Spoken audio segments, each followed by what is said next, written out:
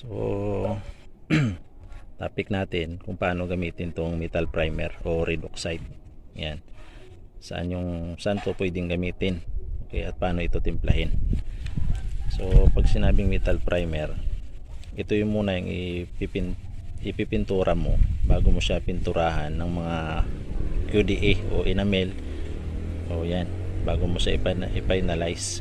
Hindi mo siya ididirekta na pinturahan agad ng quick dry enamel. So ito muna ipipintura mo sa bakal. Kahit anong bakal, pwede nito para maiwasan yung pagkalawang. So primer siya. Hindi mo siya pwedeng idirektang pinturahan kahit sa mga bubong. Hindi mo siya pwedeng idirektang pinturahan ng pambubong ng mga pintura kung walang primer. Dapat primeran mo muna siya. Kasi ito yung magpoprotekta sa bakal para hindi kalawangin. At saka makapit ito. Kaya pag pininturahan mo siya ng pang final mo na pintura, mga QDA o hindi kaya mga pambubong na pintura, mga pang roofing na pintura, ito muna ipipintura mo. Primeran mo muna para mas matibay ang pintura sa bubong. So ang partner nito is paint thinner. Ayan. So para hindi ka mahirapan magpintura dahil malagkit ito, sobrang lagkit yan.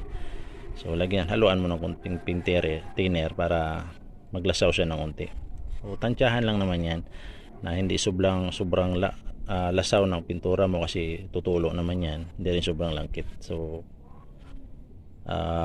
haluan mo siya ng konti. So ayan, nagsalin tayo. Ganyan siya karami yung binawas natin dyan. So tansyahin lang natin, ganyan lang yan. Tapos haluin natin. Kung uubusin natin yung pintura, pwede tayo dito maglagay.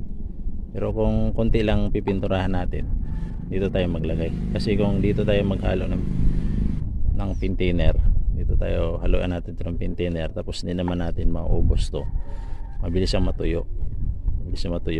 Kaya dito tayo sa gagamitin natin maglagay ng paint thinner. Ayan. So okay naman kung lagyan na natin lahat ng paint thinner to, kung siguradong maubos natin. Pero kung kalahati lang magagamit natin, hindi advisable na maglagay ka dito ng paint thinner dito sa gagamitin natin. So ganyan lang paggamit niyan. Yan. Haluin lang natin maigi para maganda yung paghagod natin ng paintbrush natin. So yan yung partner niya. So sa mga wala pang alam kung paano gamitin to, so yan, alam nyo na, pwede nyo nang i-DIY yung pagpintura nyo, kahit anong pinturahan nyo yan, yung grills nyo, yung mga gate nyo, yan, mga bakod nyo, yan. Bago nyo pinturahan ng QDA, quick dry enamel, ito muna yung ilalagay para iwas kalawang.